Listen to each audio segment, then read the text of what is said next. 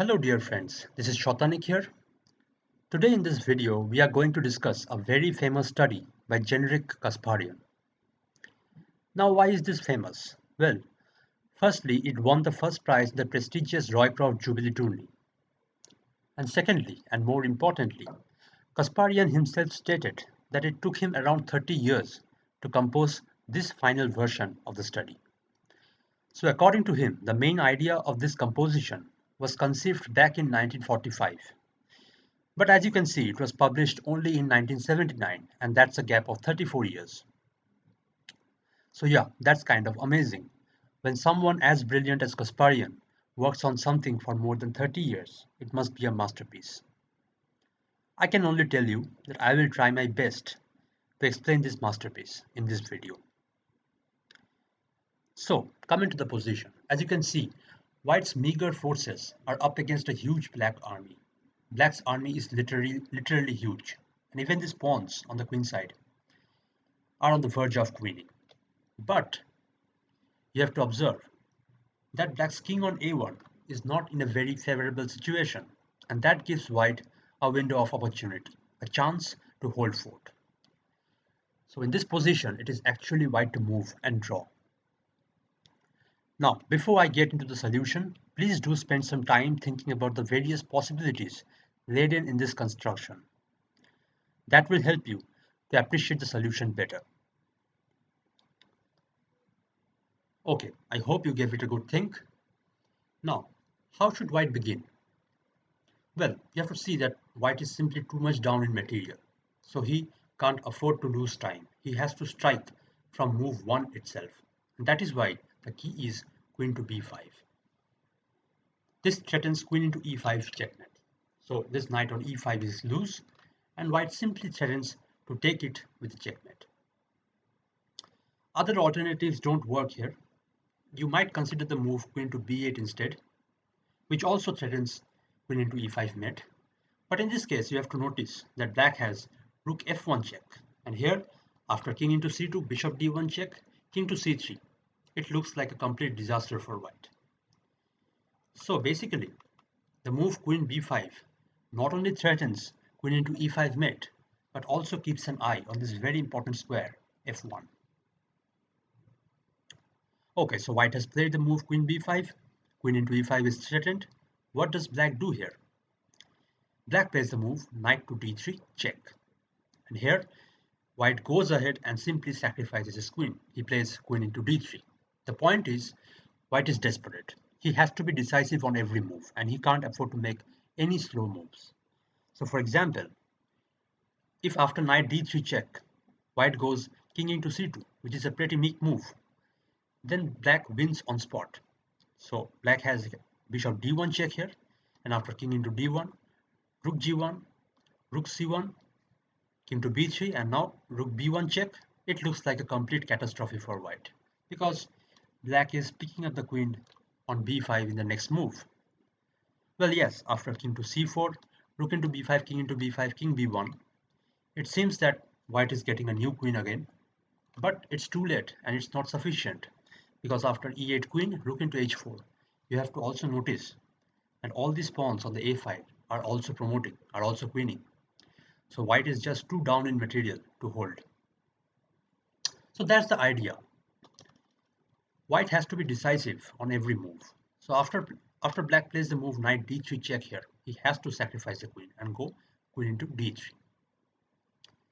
Black accepts the sacrifice, Black plays e into d3, and now White gets a new queen. White promotes e8 queen. So this is the well-known phoenix theme. You sacrifice a queen, but then again a queen is reborn. Once again you can see queen e5 check is threatened.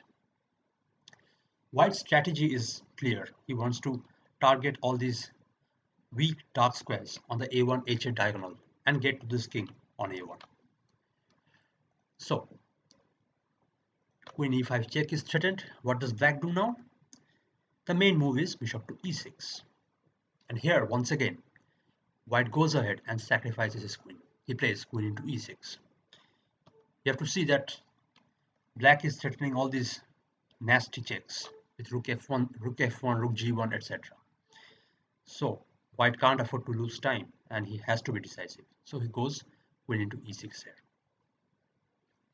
But now you have to see that black really can't accept the sacrifice because f into e6 doesn't make any sense.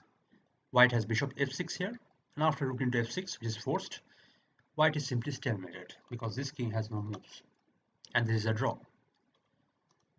So after queen into e6, f into e6 is not the most sensible move. So what does black do here? Black plays rook to g5, taking guard of this e5 square. And now white plays bishop to f2. This is a very important move because white needs to stop rook f1 here, and at the same time this also hits the d4 square. Now there are two continuations. So one is either black can go rook g1 check here, and the other alternative is black can play rook to b5. So now let's check both these alternatives one by one. So for example, first, what happens if black goes rook to g1 check? Well, you have to be careful here. You can't take the rook on g1 obviously because then black simply mates with rook f1, queen e1, and rook into e1 mate. So white has to be careful. White can't take the rook on g1. Instead, he has to go bishop to e1 here, blocking this check. And now black plays rook to b4. And now what should white do? You have to take note that queen f6 check is a mistake here because after rook to b2, black is threatening rook into e1 checkmate. And white doesn't really have a good way to stop this because if white goes queen to e5, supporting this bishop on e1, then black simply takes. And after rook into e1, queen into e1, black mates from the other side. So black now has rook b1 checkmate. So white can still go wrong, and white still has to be careful. Queen f6 is a blunder here. So the move that white must play here is queen into a2, and that's the finish. Black must take on a2, and now this is a stalemate. White's bishop on e1 is pinned, and this is a pin stalemate. Now let's go back. After bishop f2, the other alternative that black had was rook to b5. And now what does white do? White plays queen f6 check. Black takes, and now comes bishop d4 check. And now after rook b2, black takes on f6, and this is once again a stalemate, pin stalemate, because this rook on b2 is pinned, but this time it is black who is stalemated instead of white. So that is the whole idea of this excellent study. I hope you liked it. I mean, the play is very exciting, but it's quite complicated. So now let's go back and review what we have just seen. So the game started with queen b5. So black defended this important square f1 and at the same time threatened queen into e5 mate. Black went knight d3 check. White sacrificed his queen. Then came e into d3, and after that white got a new queen, threatening queen e5 check once again. And after bishop e6, well, bishop e6 is not really forced here. Black has other alternatives, but bishop e6 is the main move. The alternatives are rook to g5 is one alternative, guarding this e5 square. But after rook to g5, white has multiple ways to hold. One of the exciting lines starts with queen h8 check, and here after f6, white again sacrifices his queen, goes queen into f6 check, and after rook into f6, bishop f2, stopping rook f1, at the same time hitting the d4 square. We see this. So this pin on the a1 h8 diagonal, and you can see that this whole structure on the queen side is frozen. And this bishop alone on g4 can't make any difference. So this is a dead draw. Similarly, the other alternative that you might consider here instead of bishop e6 is rook to f1 check. That is a natural move to consider. But once again, here white can go bishop to e1 and black can't make any progress. So after something like rook g5, queen e5 check, rook into e5, this is a stalemate, a pin stalemate, because this e1 bishop is pinned. So that's why Black played the move bishop to e6, and this was the main idea that black had. But once again, white, now since rook f1 check and rook g1 check was threatened, white went ahead with the queen sacrifice. He played queen into e6.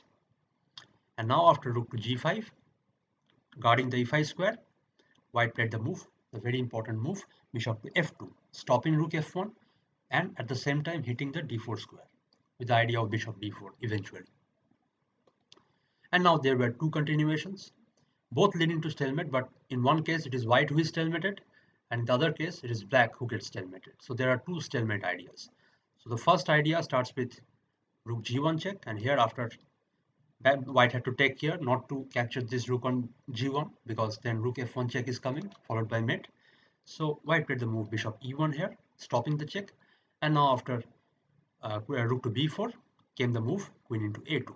Black was forced to take on a2, and now this was a pin stalemate. White's bishop on e1 was pinned, and this was a stalemate. And the other continuation after bishop f2 was rook to b5, and here white had to go queen f6 check, and after rook into f6, bishop d4, rook b2, bishop into f6. This time it was black who was stalemated. Once again a pin stalemate. This this rook on b2 is pinned, but it is black who is stalemated this time. So that was the whole idea of the study. I hope you enjoyed it. This is really a classic study. I hope I was able to do justice in this explanation. We will see you tomorrow with something new. Till then, goodbye and take care.